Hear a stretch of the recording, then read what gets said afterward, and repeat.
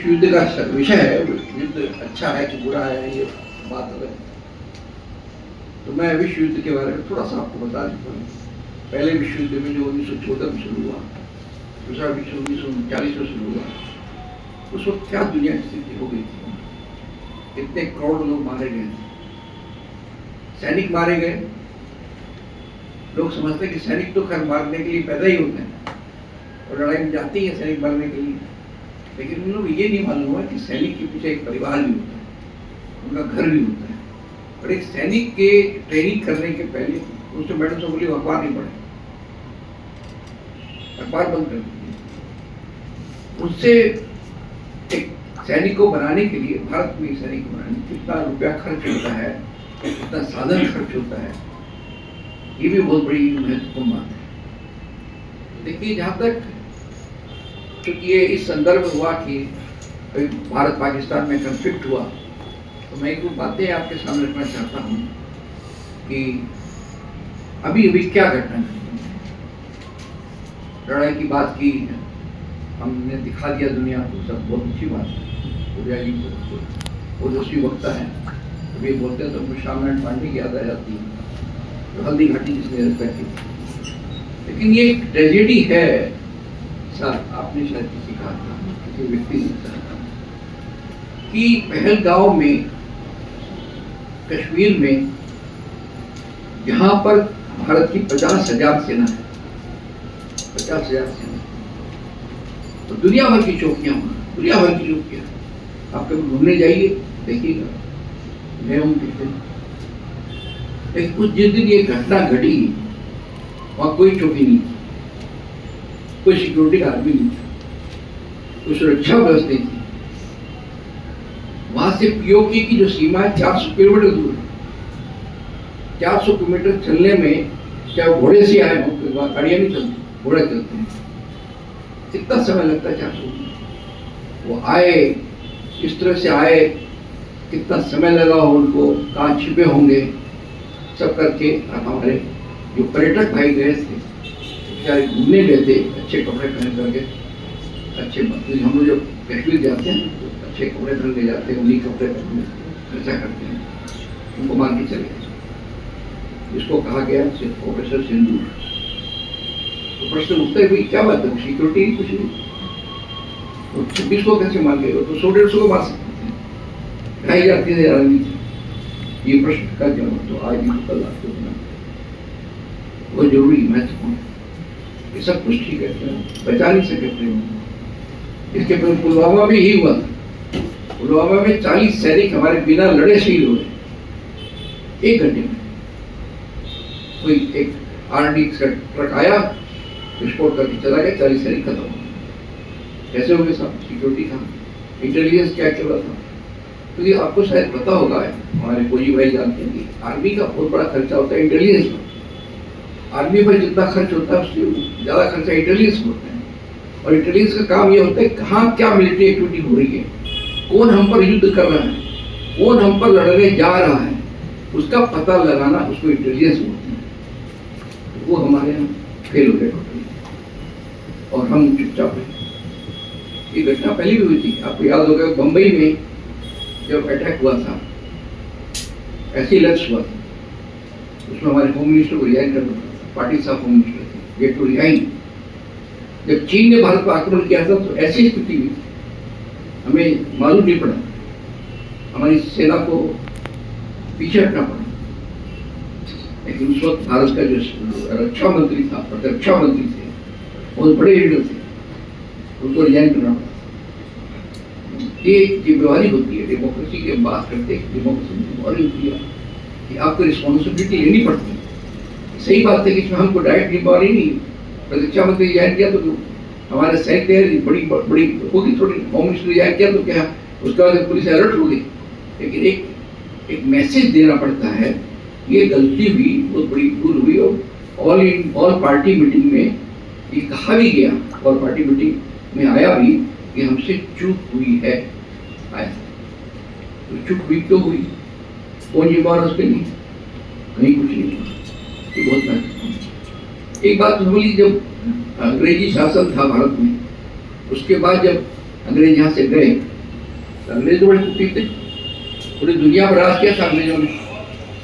तो उनमें ये इंटेलिजेंस था कि जाते जाते भारत पाकिस्तान को तोड़ के चले गए, दो देश बना के चले गए।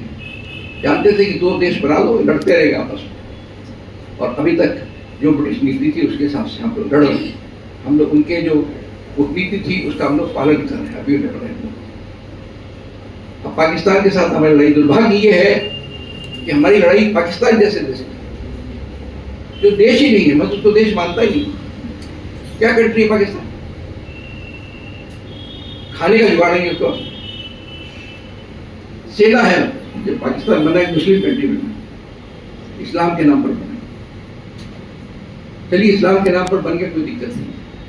दुनिया में 52 देश इस्लाम में एक और बन गए। एक प्रॉब्लम ये है कि सिर्फ पाकिस्तान इस्लामिक कंट्री नहीं है, वो एक आर्मी कंट्री है, वो सेना है। हमारे पास सेना है और पाकिस्तान सेना का है। वहाँ पॉलिटिक्स की, राजनीति की कोई वक्त नहीं है, जो सेना बोलती वही होता है।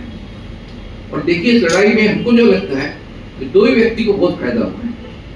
पहला फायदा अमेरिका को हुआ, सेकंड फायदा पाकिस्तान को। क्या कैसे हुआ? अमेरिका को कैसे फायदा हुआ? अमेरिका को फायदा हुआ कुछ हथियार बिके, उसने उस लड़ाई के बीच में, उस कंप्लीटली टेंशन के बीच में $1 बिलियन की मदद दे दी पाकिस्तान को। जी ना, कब दी?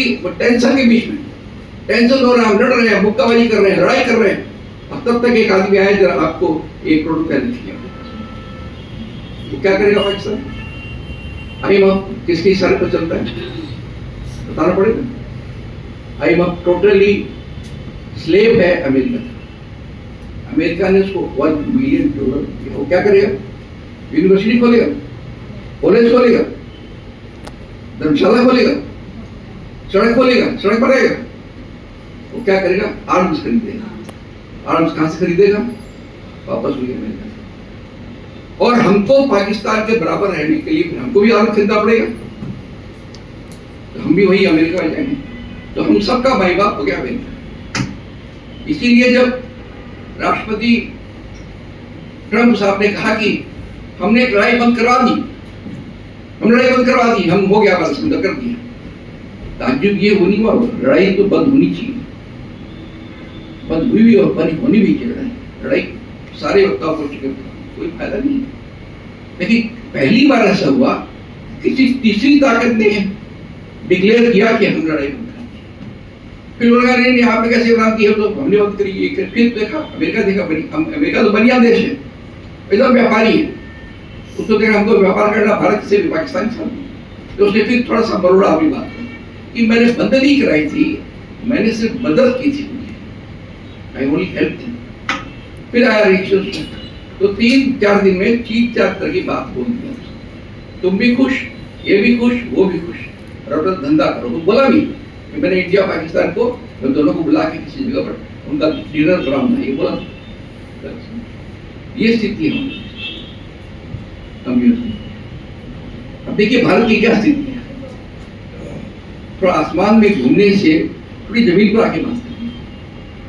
भारत की स्थिति देखिए, विदेश नीति देखिए। जितने देश हमारे आगे पीछे, हमारे पड़ोसी देश, आप किसी मकान में रहते हैं, पहला काम क्या होता है? आप बीमार पड़ते, कौन आता है काम?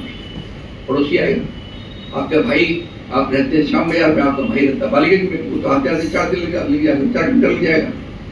पड़ोसी आता है, पड़ोसी मुल्क आते हैं। पाकिस्तान हमारा दुश्मन, चीन हमारा दुश्मन, मालदीव जैसा एक छोटा सा देश, और अभी चुनाव हुआ, और चुनाव पहले दिन उनके राष्ट्रपति ने कहा कि भारत की सेना को आप हट जाइए, भारत की सेना हटा दो। लंका हमारा दुश्मन। नेपाल ने क्या कहा मालूम? नेपाल ने कहा जैसे लिए हमारे लिए भारत, वैसे ही हमारे लिए चाइना। और जो नेपाल भारत की संस्कृति, हिंदू संस्कृति, हम भी हिंदू, तुम भी हिंदू, हम भी सनातनी, तुम भी सनातनी, हमारे सारे करके जो हिंदू किया हमने। आपको पता है नेपाल जब हिंदू राष्ट्र हुआ था 2 साल पहले, तो पहला काम क्या किया था? पता? संस्कृत को बैन किया। संस्कृत वॉज बैंड इन नेपाल में, नेपाल भी कभी हिंदू राष्ट्र। अब पूछिए कि क्यों क्या पूछिए कि जैसे जिसने भी किया उसको बैन किया, नेपाल में हिंदू राष्ट्र रहा नहीं। भूटान जैसा देश तो सारा पावर प्लांट पर डिपेंड करते हैं, सारी चीज हमने की। भूटान भी बोलता है कि हम जैसे चीन हमारे लिए वैसे इंडिया में, तो चीन हमारे खिलाफ, पाकिस्तान हमारे खिलाफ, मालदीव हमारे खिलाफ, लंका हमारे खिलाफ, पाकिस्तान हमारे खिलाफ, जितने हमारे पड़ोसी हैं वो सारे के साथ हमारे खिलाफ। किसी एक मुल्क ने भी आपको कहा क्या कि हम आपके साथ, बताइए एक मुल्क का, किसी मुल्क। अमेरिका तो सबका है, वो तो बाबा है, सबको। इसलिए अमेरिका सबसे फायदा। पाकिस्तान इसलिए फायदा हुआ कि तो फकीर है, कुछ नहीं है उसके पास, उसको लोन मिल गया, खाएगा पिएगा मौज करेगा, उसका क्या है, उसको क्या जाता है, आर्मी है। अब देखिए पाकिस्तान में भारत में लड़ाई हुई, हमने काम जीत गए, लेकिन हमने विजय जुलूस नहीं निकाला, हमने एक आध जगह झंडा जुलूस निकाला, लेकिन पाकिस्तान ने बाकायदा विजय जुलूस निकाला। उससे बड़ा काम यह किया पाकिस्तान ने कि जो वहाँ मुनीर साहब थे, जो आर्मी चीफ थे, उनको फील्ड मार्शल बनाया। He was promoted to field marshal। जो हमारे मानिशा हुए थे वो तो फील्ड मार्शल हुआ हमारे, करियप्पा और मानिक शाह के उस लेवल पर बना दिया उसको। वो प्रमोशन कब होता है, जब आप इलेक्शन लड़ते हैं, पब्लिक आपके साथ होते हैं, आपको जिता के कौशल बनाती है, वैसे वहां पर फील्ड मार्शल। इसी देखिए आपने सारी बात, जहाँ तक लड़ाई का सवाल है, बात बिल्कुल ठीक है। सब विश्व क्या विश्व नहीं होने वाला, मैं आपको कह सकता हूँ। अब थर्ड वर्ल्ड वार नहीं होगा, अब मेरे से लिखा के लीजिए पत्रकार से, थर्ड वर्ल्ड वार नहीं होगा। ईरान इराक की लड़ाई हुई, हम लोग तो धर्म की बात करते हैं, ईरान इराक की लड़ाई हुई, दोनों मुस्लिम, ईरान भी मुस्लिम, इराक भी मुस्लिम, 9 लाख मार चुके हैं। तो कई लोग बोलते हैं धर्म के नाम पर एक हो जाओ, उनकी ईरान ने इराक की लड़ाई में 9 लाख मुसलमान मर चुके, 9 लाख। पैलेस्टीनियन और इजराइल लड़ाई में तबाह हो चुके दोनों। मैं होटल रुका तो सुना भी था, यूक्रेन होटल, बड़े दोस्त लड़ पड़े आपस में, दोनों दोस्त एक ही देश के हिस्सा थे, जैसे इंडिया पाकिस्तान। आज 3 साल हो गए लड़ते, अभी भी उनके लगता मानसिक खुराक बाकी रह गई है, तो दोस्त अभी लड़ रहे हैं, 3 साल से लड़ ही रहे हैं, तबाह हो चुके हैं, लाखों लोग मर चुके हैं, सिपाही मर चुके हैं, स्कूलें बंद हो जाती है, कॉलेज बंद हो जाती है, स्टूडेंट्स मरते हैं, लड़कियां मरती हैं। और हमारे देश की स्थिति आप देखते हैं, जब हुआ बात तो रूस में हमारे स्टूडेंट गए थे, वहाँ उनको फौज में भर्ती कर दिया गया। बांग्लादेश में भरे गए, हमारी एम्प्लॉयमेंट नहीं है इसलिए बांग्लादेश गए, इसलिए रूस गए, जो बाकी जगह। आज हमारे देश से लोग अमेरिका और पढ़ने जाते हैं, लड़का लौटता नहीं है, वही खत्म हो जाए, क्योंकि हमारे वो साथ नहीं है। दुनिया की 10 जो टॉप यूनिवर्सिटी है एशिया की, जैसे कि टॉप 10 यूनिवर्सिटीज, जानकर एडमिशन की बात करता हूँ, एक भी इंडिया में नहीं। तरक्की किससे होती है? अब लड़ाई लड़ी है, लड़ाई सब भी लड़ता है, सब भी लड़ता है, गुंडा भी लड़ता है, बदमाश भी लड़ता है, भले आदमी भी लड़ते हैं। ऐसा नहीं कि मोनोपोली है कोई बदमाशों की, अच्छे लोग भी लड़ते हैं, लेकिन दुनिया में बहुत तरक्की कर रही है, आप यूनिवर्सिटी खोल नहीं पा रहे हैं। पाकिस्तान की छोड़ दी है, तो मैंने कहा हमारा दुर्भाग्य है सबसे कि हमारा लड़ाई पाकिस्तान से। क्या कंपेरिजन करेंगे पाकिस्तान की? जब साहब मैंने आपको सारी बात बताई हो, तो भीख मांग कर ले आएगा अमेरिका से। सबसे बड़ी बात है कि अमेरिका भी पैसा दे रहा है उसको, और चाइना ने भी कहा कि हम स्टैंड बाई चाइना। अमेरिका भी साथ में आई मकलो दिला दिया उसको, और चाइना ने कहा लास्ट में आई वी स्टैंड विद पाकिस्तान। और इनकी क्या स्थिति है भी सुन लीजिए, अमेरिका और चाइना की स्थिति क्या है समझिए। अमेरिका के नीचे एक छोटा सा कंट्री क्यूबा, जहाँ के हुए थे फिडेल कास्ट्रो। अमेरिका की नींद हराम है फिडेल कास्ट्रो, अब तो मर गए। क्यूबा ने अमेरिका की नींद हराम कर दी। 10 कंट्री है, वर्ल्ड पावर अमेरिका, दुनिया का सबसे बड़ा देश अमेरिका, लेकिन आज तक क्यूबा का कुछ नहीं कर पाया, कुछ भी नहीं कर पाया। आज भी क्यूबा से दबता है। अब चाइना के लीजिए, चाइना इतना बड़ा कंट्री है, उसके बगल में एक छोटा सा कंट्री है उसके पास, जिसको चाइना बोलते ही हमारा हिस्सा है, उसका नाम है फॉर्मोसा। जहाँ का लीडर था चांग काई शेक, वहां तक उसको अपने हिस्से को ले नहीं पाया। दुनिया का दादा है, दुनिया का पावरफुल कंट्री है, लेकिन उस फॉर्मोसा को वहां तक कंट्री ले नहीं पाया। ये स्थिति अंदर से।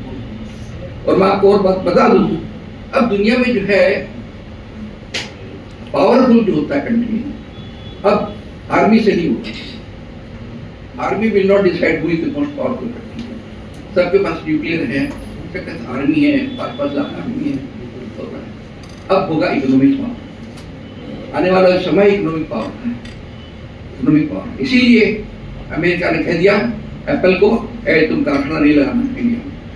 हालांकि वो लगा रहे हैं, सुनना में नहीं लगा रहे हैं। एप्पल को कह दिया कारखाना नहीं लगाना। तो हमारी जो एप्पल से आशाएं थी हमारी कि एप्पल आएगा, समझे ना, मेरा कर्ण अर्जुन आएगा, हम जो बैठे थे वो करके हो गया, एप्पल कारखाना लगा नहीं लगाया। तो आप अभी तक कहाँ हुए? आप तक कहा कि आपने सेल्फ सफिशिएंट होंगे, अपने पाँव में खड़े कहाँ हो रहे हैं? आज भी कहने को है कि हम कितने स्तर पर आते हैं।